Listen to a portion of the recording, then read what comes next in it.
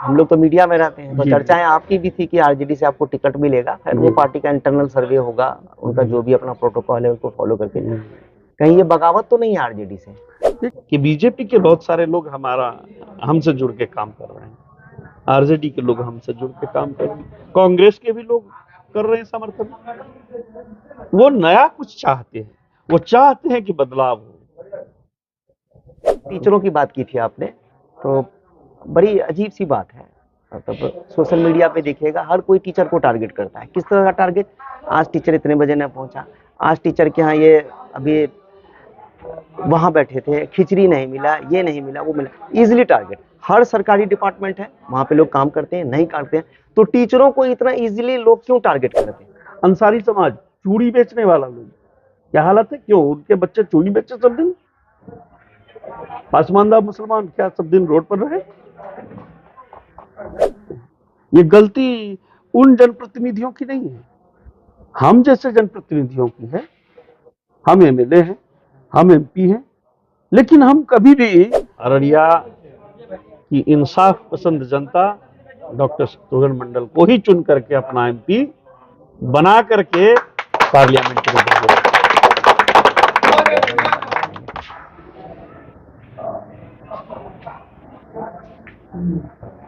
अच्छा, ये पूछे पिताजी का फोटो है ना ये आप? हाँ हाँ, मुरलीधर मंडल जी जी, नाम था उनका। मिले बने थे शायद नहीं 2005 में। 2005 में।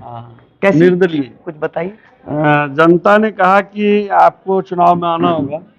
इससे पहले भी वो लड़ चुके थे, 3-4 चुनाव लड़ चुके थे, और 3-4 चुनाव लड़ने के बाद फिर मुखिया का चुनाव लड़े।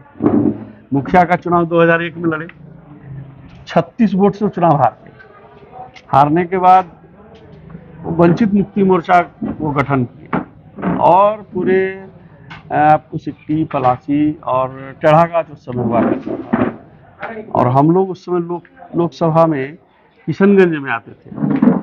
वो गांव-गांव चल करके मीटिंग करना, हर तबके को, जो भी वंचित है, जो भी सामाजिक दृष्टिकोण से, आर्थिक दृष्टिकोण से, राजनीतिक दृष्टिकोण से या शैक्षणिक दृष्टिकोण से लोग वंचित थे, वैसे तबकों को, गरीब, कमजोर, किसान, नौजवान, और जिस तरह का आलम था उस समय शासन प्रशासन में, जो गड़बड़ियाँ थी, लोग त्राहिमाम था।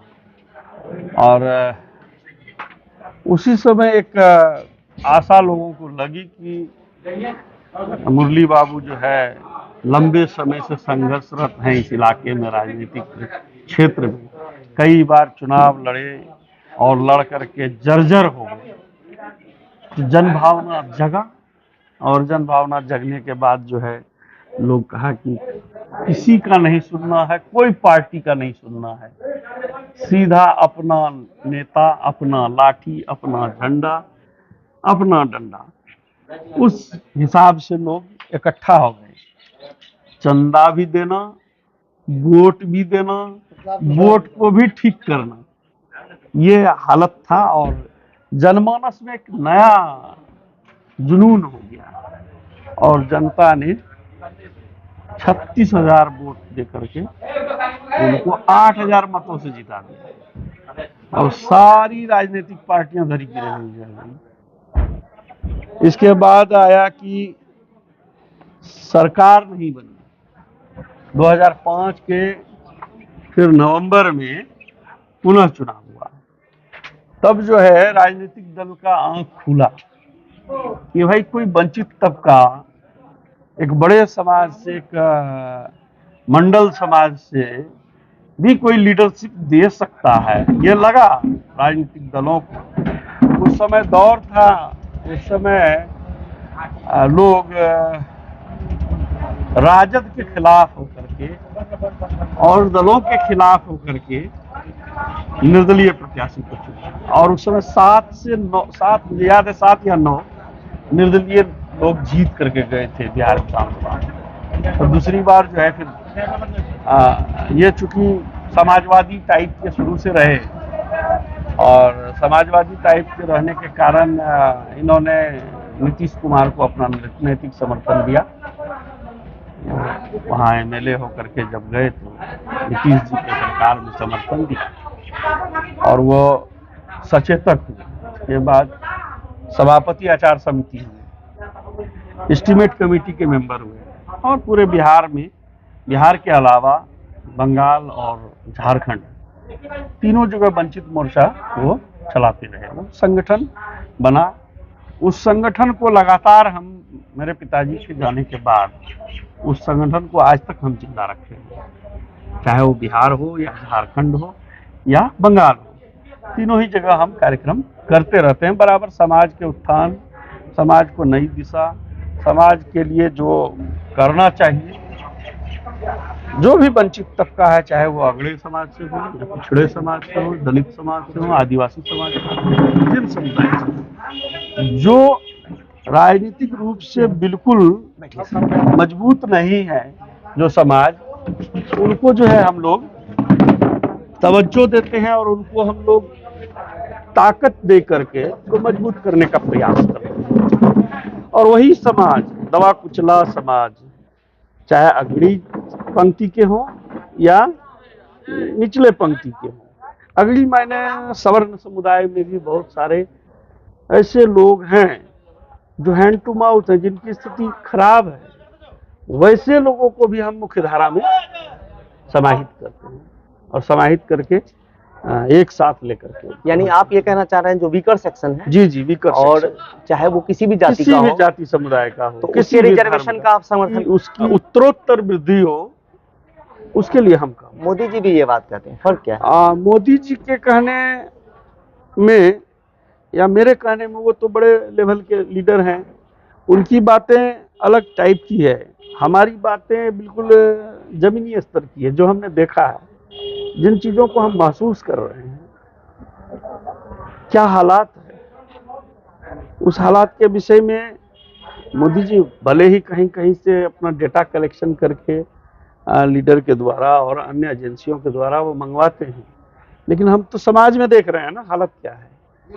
समाज में देख करके, उनकी हालात को देख करके हम लोगों ने तय किया और उनके साथ हम लोग खड़ा होते रहते हैं। अंतर है उसमें, उनका एक सेक्शन कॉरपोरेट है जो संभवतः वहां तक उन लोगों तक रोशनी नहीं पहुंच पा रही है। देखिए, यहाँ तो समन्वय स्थापित करने की जरूरत है। हो क्या रहा है, जो लोअर लेवल पर या ब्लॉक लेवल पर कह सकते हैं, पंचायत लेवल पर जो लोग भी प्रतिनिधित्व कर रहे हैं, उनका अंडरस्टैंडिंग, म्यूचुअल अंडरस्टैंडिंग, जो हायर अथॉरिटी है या हायर लेवल पर जो लीडर हैं, एमएलएज हैं, एमपीज हैं, उनके बीच कोई अंडरस्टैंडिंग नहीं हो पाता, जिस कारण वो धरातल तक नहीं पहुंचता है। कहीं ना कहीं खामियां हैं। और जो लोअर सेक्शन के जैसे मुखिया हैं, पंचायत समिति हैं, जिला परिषद हैं, उनका आम जनता के बीच कनेक्शन रहता है, लेकिन जो प्रशासनिक जो मजबूती उनको मिलना चाहिए वो नहीं मिल पाता, जिस कारण उनमें काफी कमियां रह जाती है, काफी उतार चढ़ाव रह जाता है, जिस कारण से वो धरातल तक सभी काम अच्छे ढंग से नहीं पहुंचा पाते हैं। ये गलती उन जनप्रतिनिधियों की नहीं है, हम जैसे जनप्रतिनिधियों की है। हम एमएलए हैं, हम एमपी हैं, लेकिन हम कभी भी वार्ड मेंबर या पंचायत समिति या जिला परिषद या मुखिया लोगों के साथ बैठ करके कभी संवाद नहीं किया। उनके पंचायत के लोगों के साथ हमने कभी संवाद नहीं किया, और संवादहीनता जो है कई दूसरे मायने पर ले जाता है।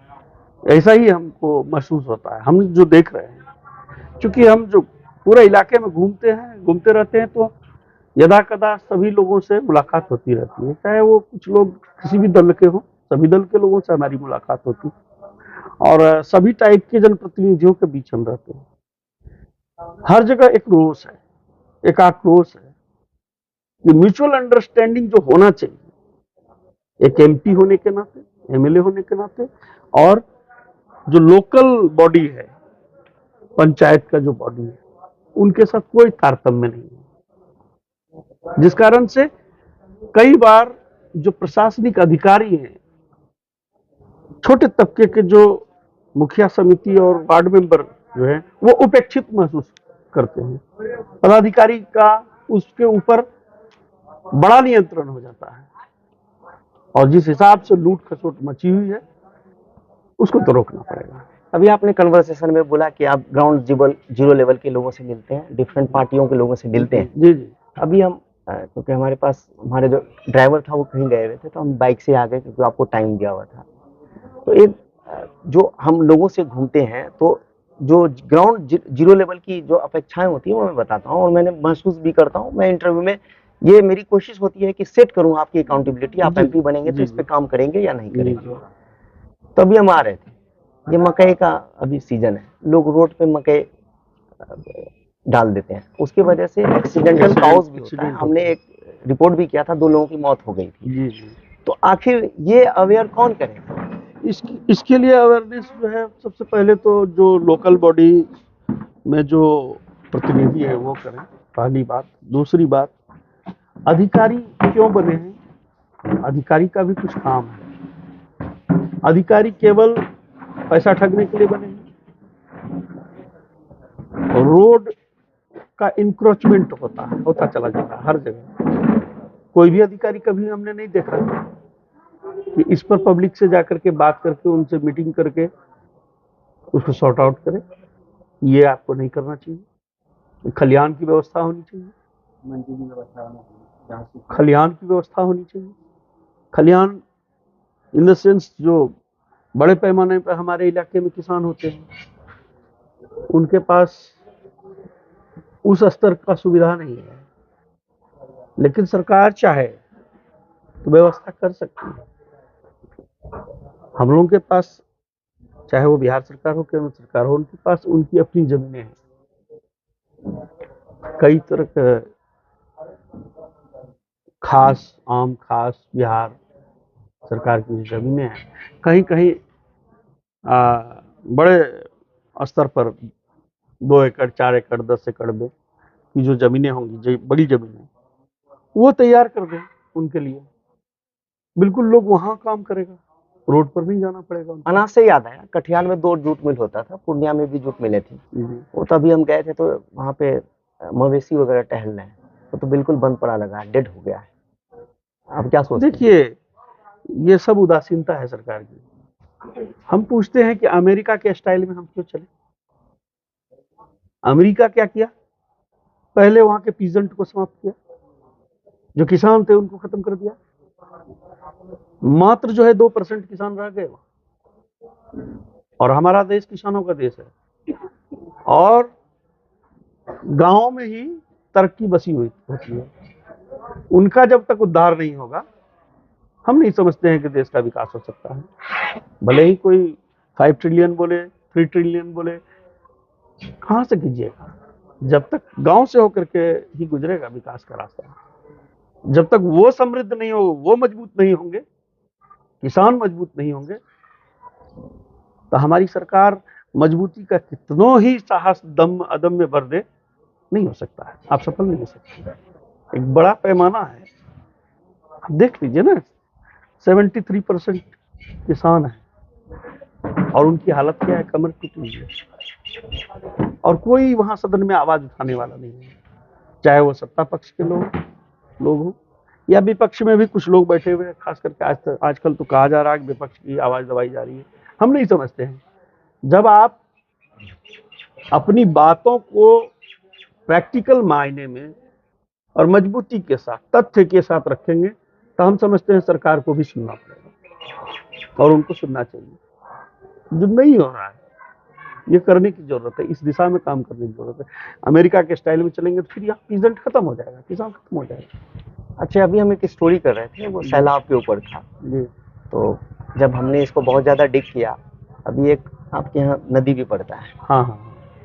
तो पहले तो कोसी कोसी से अफेक्टेड था, लेकिन बकरा, नूना, कनकई, महानंदा, पनार, सबसे इनसे ज्यादा अफेक्टेड होता है। और दूसरा कारण जो हमें समझ में आता है, सिल्ट बहुत आता है, क्योंकि सैलाब के टाइम में आ जाता है, तो सिल्ट को साफ वाफ कराते नहीं है सरकार वगैरह।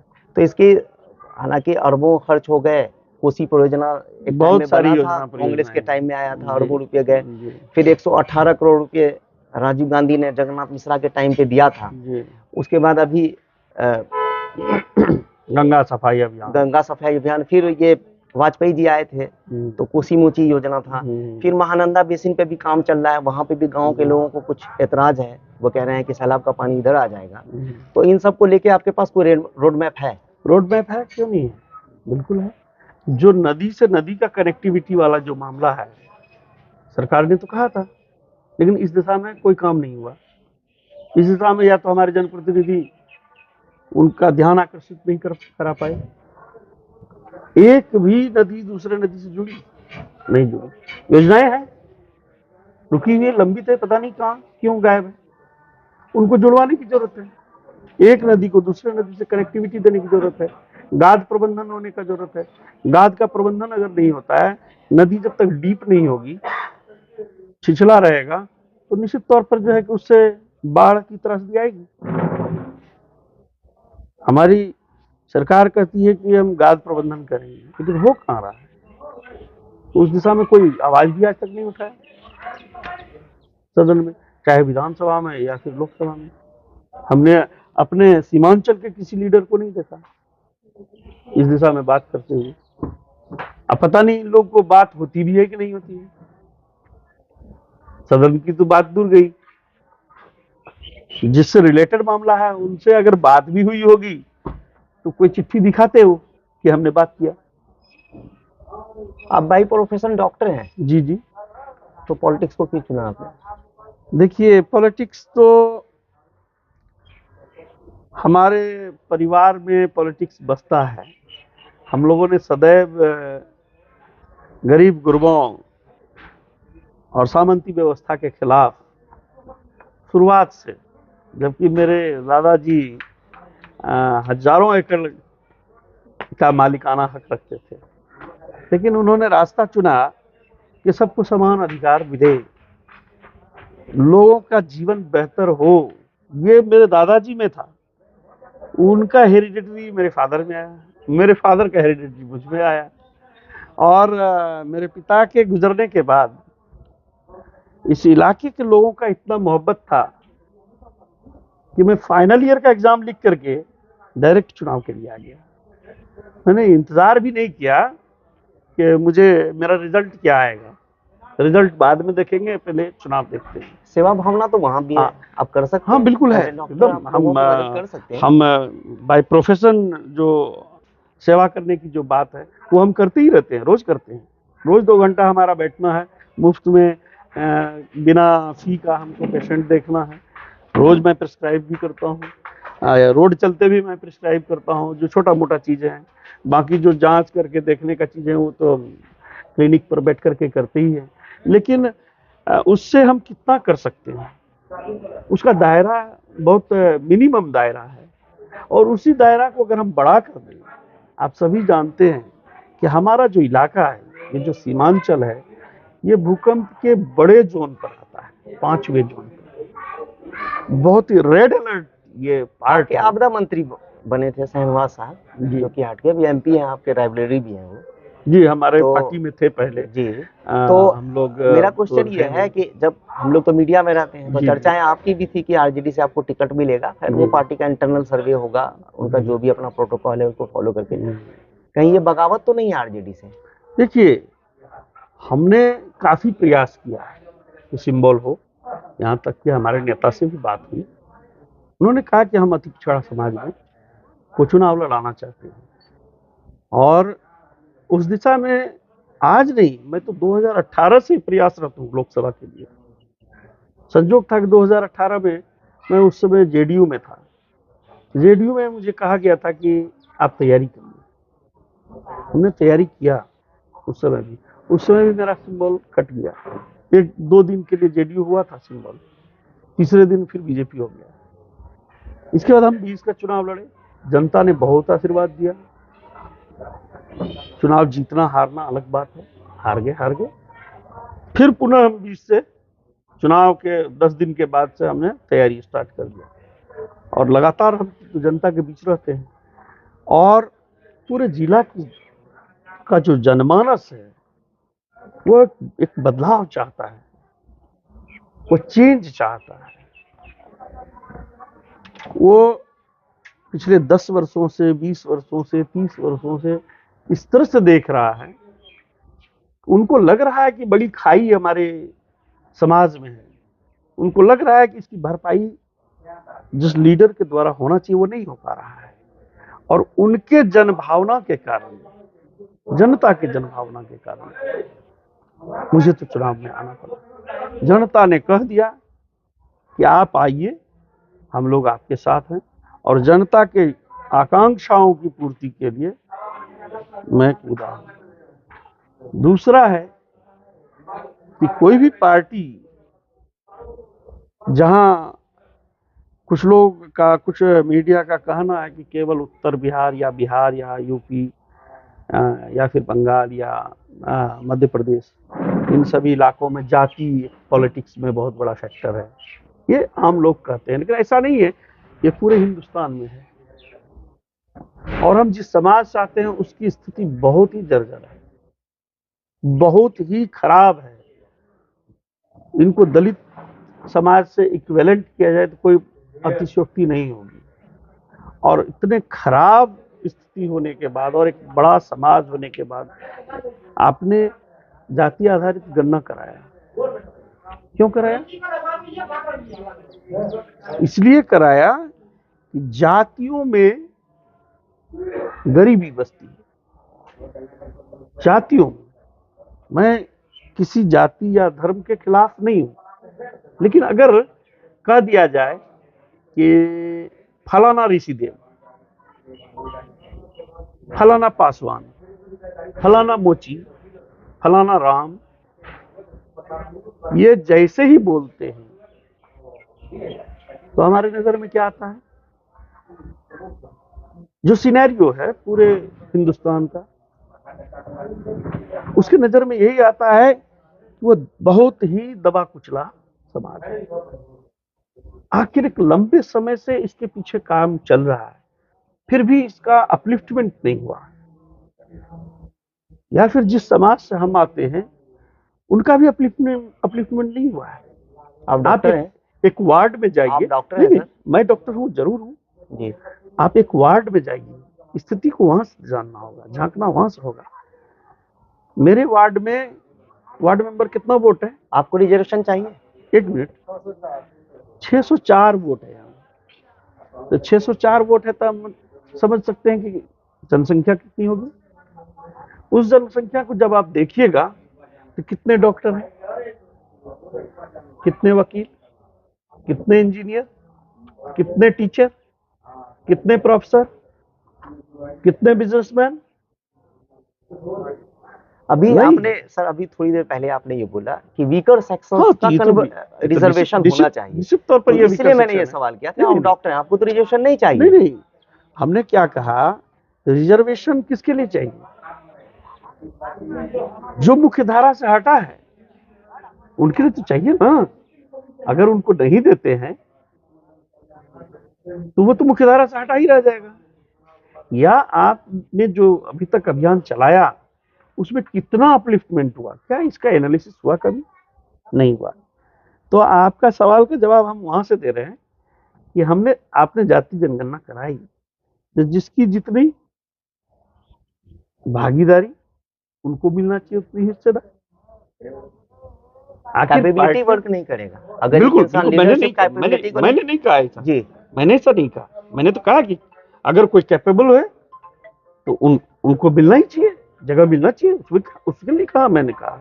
लेकिन जो बिल्कुल नीचे है उस तबके को भी तो ऊपर उठाना होगा। आपके पास डेटा लगता है ज्यादा है, तो आपने मेरे ख्याल से सचर कमेटी की रिपोर्ट भी देखी होगी, उसके बाद रंगनाथम रिपोर्ट भी आया था जी, जिसमें बताया गया था कि मुसलमानों की स्थिति जो है आजादी के बाद बद से बदतर हो गई, शेड्यूल कास्ट शेड्यूल ट्राइब से नीचे भी चला गया। और कांग्रेस के टाइम में इसको दबाया गया। एक साहब कह रहे थे क्योंकि आरएसएस लॉबी बहुत ज्यादा डोमिनेंट था कांग्रेस पे उस टाइम में, इसलिए उस रिपोर्ट को कहीं ना कहीं दबा दिया गया। अच्छा। तो सिर्फ ऐसा नहीं है कि या ऋषि समाज के लोग हैं या मंडल समाज के लोग हैं ये दबे हुए। तबके की बात तो आप इस रिपोर्ट के संदर्भ में क्या सोचते हैं? नहीं नहीं, हमारा बात यह है कि रंगनाथन रिपोर्ट है जो, तो लागू किया जाना चाहिए। हम तो यही कहते हैं, हम तो हर समाज की बात बोल रहे हैं, हर जाति और हर धर्म की बात बोल रहे हैं, केवल ऋषिदेव समाज या दलित समाज की बात नहीं कर रहा हूँ मैं, तो वहाँ पासमानदा के विषय में भी बोल रहा हूँ। आपको पता है अपने यहाँ माइनॉरिटीज में भी कई ऐसा वर्ग है जिसका जाति नहीं बनता है, फकीर। अब बताइए क्या हालत है उनका। जो हमने देखा है, जो हम घूम घूम करके महसूस किया है, अंसारी समाज, चूड़ी बेचने वाला लोग, क्या हालत है। क्यों उनके बच्चे चूड़ी बेचे सब दिन? पासमानदा मुसलमान क्या सब दिन रोड पर रहे? हमारा कहना है जी, एक समरस समाज का निर्माण हो, चाहे वो हिंदू कम्युनिटी का हो, माइनॉरिटी कम्युनिटी का हो, सिख कम्युनिटी का हो, जिस भी कम्युनिटी का हो, जिस भी रिलीजन का हो। हर जगह गरीबी है, हर जगह पिछड़ापन है। वो पिछड़ापन दूर हो।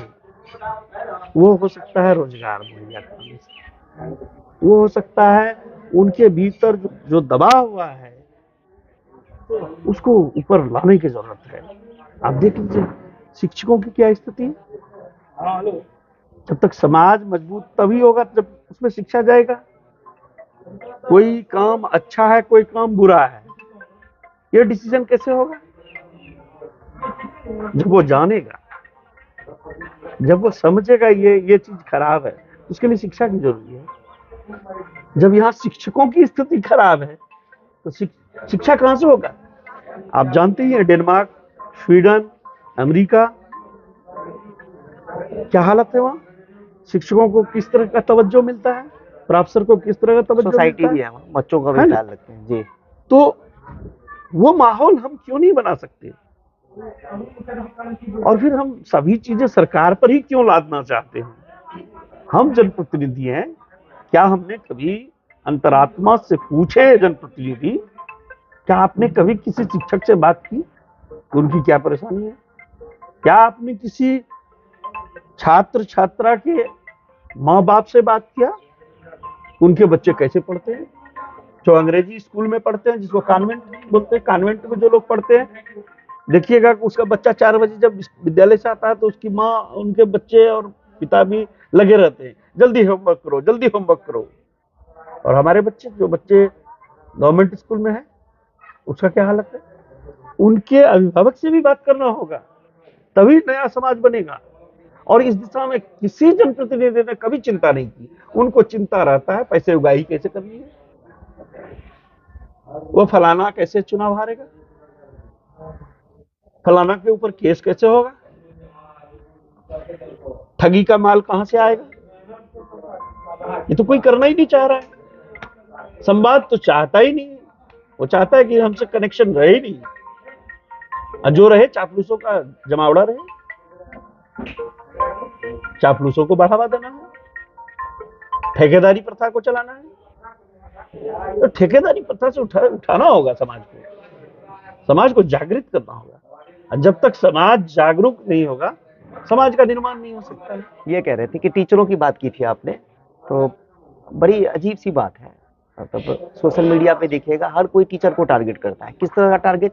आज टीचर इतने बजे न पहुंचा, आज टीचर के यहाँ ये अभी वहां बैठे थे, खिचड़ी नहीं मिला, ये नहीं मिला, वो मिला। Easily target. हर सरकारी डिपार्टमेंट है, वहां पे लोग काम करते हैं, नहीं करते हैं, तो टीचरों को इतना इजिली लोग क्यों टारगेट करते हैं? देखिए क्या सोचते हैं सरकार को चाहिए एक अलग एजेंसी लगाना चाहिए, जो एजेंसी का काम वो सब रहे। कहाँ खिचड़ी देना है, कहाँ टैबलेट बांटना है, कहाँ नैपकिन बांटना है, ये इसके लिए एक अलग एजेंसी वो लगावे। शिक्षक का काम पढ़ाना होना चाहिए, उनको हाई क्वालिटी टीचिंग कैसे दें उसकी व्यवस्था करें, और शिक्षकों का सम्मान को बढ़ाया जाए।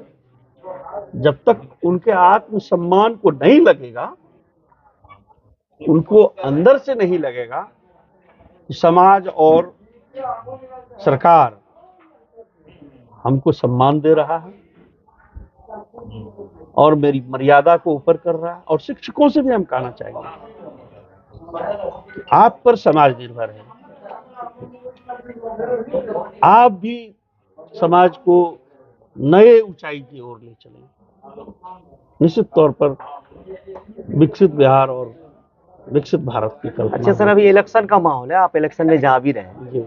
तो हम लोगों का काम होता है लोगों से ये बात करते हैं कि माहौल क्या है। एक सवाल होता है, वोट तो कोई किसी को दे वो हम पूछते भी नहीं हैं। तो लेकिन आपके बारे में एक खास बात मुझे ये नजर आई कि यहाँ पे जब भी मैंने पूछा तो आपके अलावा कोई बोल नहीं रहे, और शहर में भी जब हमने पूछा, एक खास तबका जो पढ़े लिखे लोग हैं वो आपको बहुत प्रोमिनेंट फिगर मान रहे हैं। तो आप इसका क्या कारण समझते हैं? नहीं, हमको तो कुछ नहीं मालूम है इस विषय में। हम कोई कारण नहीं होगा, लोगों की मोहब्बत होगी। हम लोगों के बीच रहते हैं, मिलते रहते हैं लोगों से। अब मैं प्रोमिनेंट हूँ नहीं हूँ तो पब्लिक जानती है। इस विषय में तो मैं नहीं कुछ सकता। आप भी आप कर सकते हैं, जीव में उपलब्ध ये तो पब्लिक है, वो सब जानती है। अच्छे, ऐसा क्या डिफरेंस है?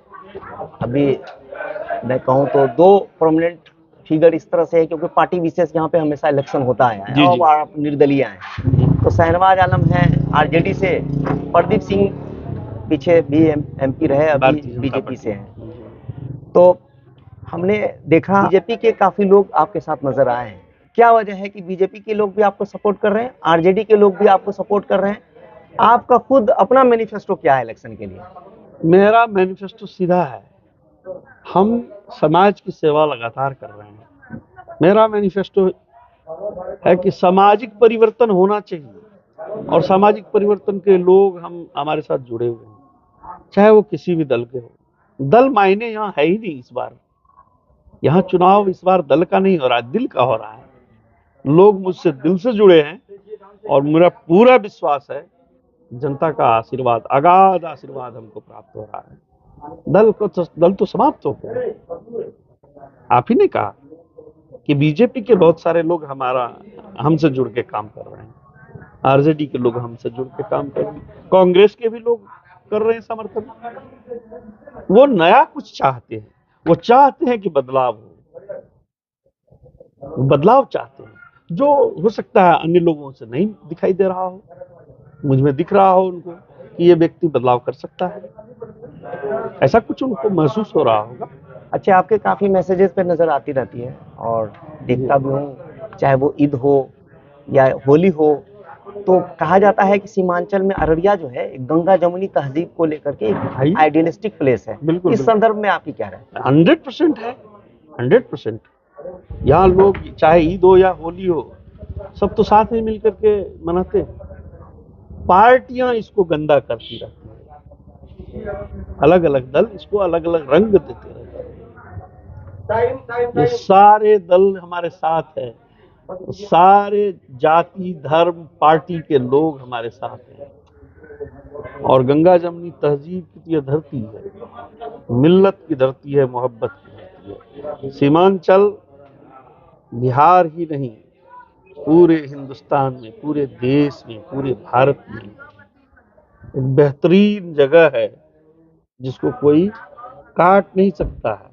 यहाँ उतनी ही मोहब्बत है लोगों में भरा हुआ जो आपको भारत के दूसरे अन्य कोनों में नहीं मिलेगा। अद्भुत है। लोग इसको पता नहीं किस ढंग से देखते हैं, लेकिन जो हमारी जो नजरिया है, हमने जो देखा है, अद्भुत है। इसका मिसाल आपको कहीं नहीं मिलेगा पूरे हिंदुस्तान में। भारत का ऐसा कोई स्टेट नहीं होगा जब मैं नहीं घूमा हूँ। कदा कदा मेरा घूमना फिरना रहता है, कभी सामाजिक कार्यों को लेकर के, कभी शिक्षण के कार्यों को लेकर के, कभी और सब ऐसे भी घूमने का शौक है। अच्छा, आप इलेक्शन में जा रहे हैं, तो अररिया लोकसभा क्षेत्र के लोग आपको देख रहे हैं, उनके लिए क्या मैसेज देना है इलेक्शन उनके लिए सीधा मैसेज है, जनता के लिए सीधा मैसेज है कि उनकी बात, उनके आने वाले पीढ़ियों की बात, उनके जीवन को ऊपर उठाने की बात जो सदन में रखे, उनको वो चुने। जरूरी नहीं कि शत्रुघ्न मंडल। अगर उनको लगता है कि शत्रुघ्न मंडल उनकी बातों को सदन में ले जाएगा, तो उनको जरूर चुनेंगे। हम तो अपील करेंगे, हम तो काम करते हैं लोगों के लिए, सेवा में रहते हैं और मुझे विश्वास है अररिया की इंसाफ पसंद जनता डॉक्टर शत्रुघ्न मंडल को ही चुन करके अपना एमपी बना करके पार्लियामेंट में भेजेगा। इसमें हमको कहीं शक व संदेह नहीं है। बाकी आप लोग एनालिसिस करते अच्छा, हैं। आपने हमको टाइम दिया, आपका बहुत बहुत शुक्रिया। बहुत बहुत धन्यवाद।